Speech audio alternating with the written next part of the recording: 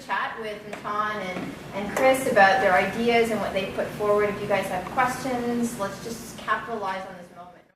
We can look at the structure of our current educational social systems and see how they are engaging us and challenging us to participate in these remarkably different ways than we see are valued, frankly, for anybody, but particularly for individuals from non-dominant communities in this way. And then, so my question is, how is it then, what kind of studies do we have about people navigating that? How did we not get acquired by these very strict, narrow systems that exist within our formal education system? How is it that we are not professionalized in a way through the university system to not think along these lines?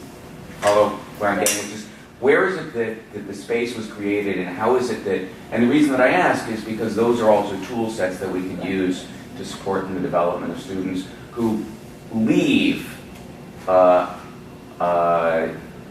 your environments or your environments and then have to go negotiate in others. Well, my first response is that most of us probably have a wider set of horizontal expertise.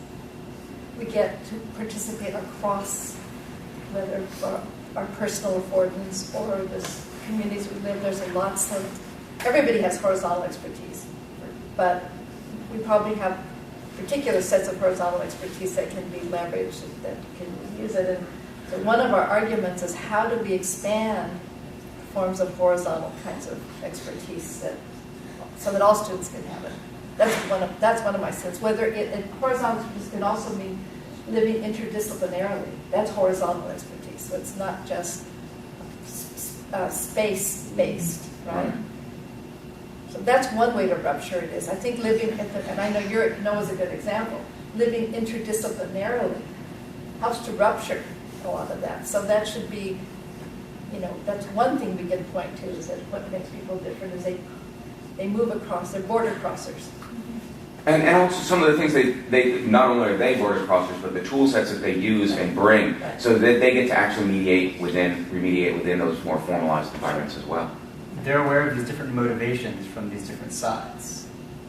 I went to school, so I grew up in Miami, and I lived in the north part of the county, and so I was that one white kid in all these classes, for my formative years, and all my friends they're African American or Caribbean, and as I came up, I started to be aware that many of them would not do their homework or this or that, and why am I being routed into some classes? I'd have the same grades or worse than some people, and I'd be routed into honors classes and gifted classes. It got so that I hardly did any homework, and I coasted through much of my 8th through probably 10th grade and 11th grade. I didn't do anything. What's that about? And so I think thinking of some of the clip that Chris showed a moment ago. Building these things into school is hard, because people come from social surroundings and from familial backgrounds and all kinds of things. And school is just one part of their day. It's just one part of their life. So if you're going to try to put this into schooling, it's a massive effort, and it's hard. And it's not fluid with the traditional curriculum or the traditional types of learning environments that we have, right? And so it's difficult. And how do you advocate for teachers to do it when they're under so much pressure, right? To meet certain content standards or standards that it's difficult to meet when you're trying to work horizontally as well, right? And access knowledge horizontally. I think that's the challenge. I think it should be part of one of the questions that we're always coming back to and grappling with, because we don't have answers. One way we've tried to deal with it is we prepare a lot of our teachers in these non-traditional settings, because the classroom's a black box, and it's really hard to imagine new possibilities. How is it a black box? Because we've experienced it for so long, we see it in a particular way. It's hard for lots of people to imagine new ways of thinking about classrooms, because we've been socialized as I individuals. just disagree with that. I don't think that black box is in that case. I don't think they are. I think many people see them as black boxes. What do you mean? Can you expand on what you're... Well, yeah, my name is Jesper, I'm from Denmark.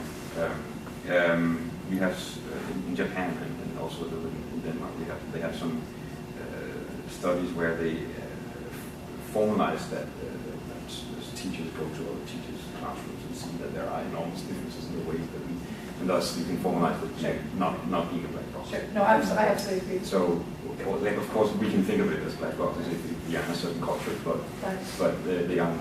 Right. What I meant is, if you work with the pre-service teachers, they when they articulate it, they're recreating the very classrooms. And they don't know why. That's a better way of saying it. I think that's part of the black box. Yeah. Right? I don't know if Yeah. you know They're what's recreating going it. in, what Yeah. the reason is it exists. So But I don't want to also discount the formalized structures that provide such incredible pressure. So, I mean, there are famous studies of teachers being evaluated by regulating which page of a textbook they're on which days in the classrooms.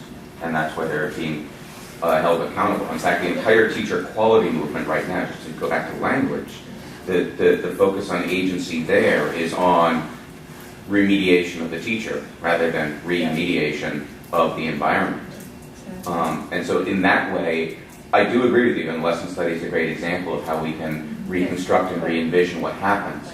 But our institutional structures that are at a higher level are not designed to allow for this. Which goes back sort of to my first question, which is how is it that we break out of a mold if we are sitting within a larger framework that designs pressure? And the answer, I guess, is one answer is horizontal. Just one answer. Which also goes back to that's what lesson study is. Is creating Yeah, horizontal that expertise. horizontal expertise. I think one of the things that will be very interesting to see within science is how the new framework for science standards, and because they help us identify what are some of the expertises, not just the content that we ought to be dealing with, but what are the expertises we ought to be thinking about. This is an opportunity to start changing some of those larger scale things. And I think that was the biggest failure of the first draft of the standards, is that they don't recruit any of these expertises and instead just look back at content. For those of you who are unaware, just keep a plug. In the National Academies last summer released a framework for the next generation of science standards. And it's quite possible for the first time in the history of the United States that we will have nationally enacted standards in science, the next generation science standards. It's being written by a chief. And while the framework was awfully good, had potential, the first draft that had 3 weeks of public comment was not. But it had things like cross-cutting concepts and specifically called them out, again, to develop horizontal expertise. There's a tremendous challenge in how to develop it. And so the point is, the reason I mention that is we all do have a say. In fact, AAPT stood up and wrote a rather scathing indictment of those. But the cross-cutting concepts you're talking about are all within the traditional content of the academia, right? Like, this is a fundamental problem, right? And I asked this question last year at PERC to one of the speakers, I can't remember his name, because he was on the panel for the standards, the current standards that have just been put out, and he basically side noted me and said all these cultural or other issues regarding the horizontal expertise that students bring in from outside of the academic circle. Those are like, we kind of like peripherally say, well, we'll talk about like Hispanic scientists, or like we'll talk about, like they're sort of addressed peripherally, but not in a really meaningful way, right? And so I think this idea of horizontal is not like across the traditional subjects. It may be even beyond that, right? Like in order to make it really meaningful for kids, right? And having them engage in this, like not just in their school life as students, but in their everyday life. So I think the idea, and maybe Chris could speak to this better, but it's sort of like bringing in their knowledge and understanding from outside of school, their expertise in other domains and areas, right? So from what they know. So actually, I'm going to take Dan as an example. Dan is one of my new grad students. So Dan, for example, is a big gamer, right? And so like a few weeks ago, he came in and he's talking about like, the gaming conference he's going to in games, and he suddenly brought up how it related to some of the stuff we were talking about. And then he said, no, but I know this is not relevant, right? Like he discounted himself. And I said, no, your expertise in that is relevant, right? And definitely thinking about these cross-cutting ideas that you have expertise in other areas of your life is relevant to our thinking about what we're doing. So I think it's that idea as well. Versus vertical, really domain centered. For example, moving through a trajectory, becoming more expert in physics. Novice to expert is a great example. Okay. Mhm. Yeah. Thank you. Yeah. Because you said something about design, and you have to design for learning to play chess. But I don't think that you design for that particular event to have that he learned chess. But you design for him to be smart. So you left some room for emergence, right? Absolutely. And I think that's what I also see in Matan's framework, which is it's sort of instruments for teachers and students to design their own learning environment. But in that, you have to leave room for emergence of stuff, and that's where I think there's a tension there.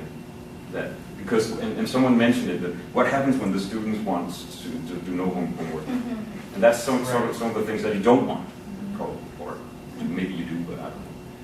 Right, and to elaborate on what I mentioned earlier, and I saw this really more with pre-service teachers, we were using the PET curriculum, Physics and Everyday Thinking, which is popular. And so they are not used to that sort of participatory learning and all the other things that go along with that curriculum. Especially in science. Especially in science. I mean, by the same token, these are pre-service elementary teachers. They explicitly profess a fear of science, fear of teaching, fear of learning, fear of the lab equipment, fear of the language, fear of like pretty much anything that goes along with it. So, I mean, and these are people who are going to yet teach it nonetheless. They have to. So they just want to learn. They just want to pick up some things that they can give to the kids.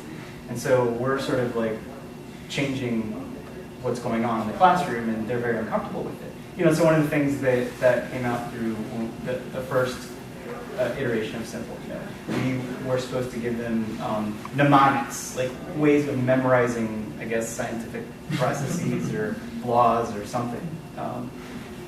They needed a study guide all the time, when in fact the PET curriculum is actually sort of like a workbook that you sort of go back and it's almost like a historicizing.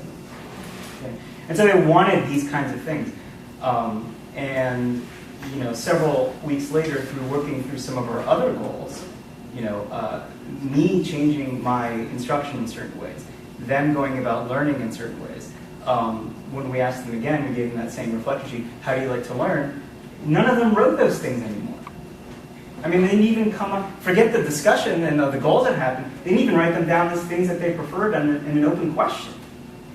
So, you know, it was almost shocking. Like, I'm still surprised. Well, so when that came up, did you just ignore it when they said things like, we want mnemonics? Did you have a discussion about it, or did you just ignore it? I said, I don't know any mnemonics to give you, and I don't know where to go to get them. So if y'all have any ideas about mnemonics, or you think of one while we're doing something, then by all means, come and tell us. And nobody ever did. Nobody ever got back to me on it. I never went back to it because I personally don't value that, but by the same token, I left it completely open for anybody to do. And I had those goals on the board all the time, so anybody could have done it. But as I think Chris would point out, the design of it, the design of that environment that included the pedagogy and the curriculum, it didn't foster those sorts of expertises, and that's the most. That's why they were able to say, oh well, it's not a valuable thing to me to have that exact thing. So I'll abandon it.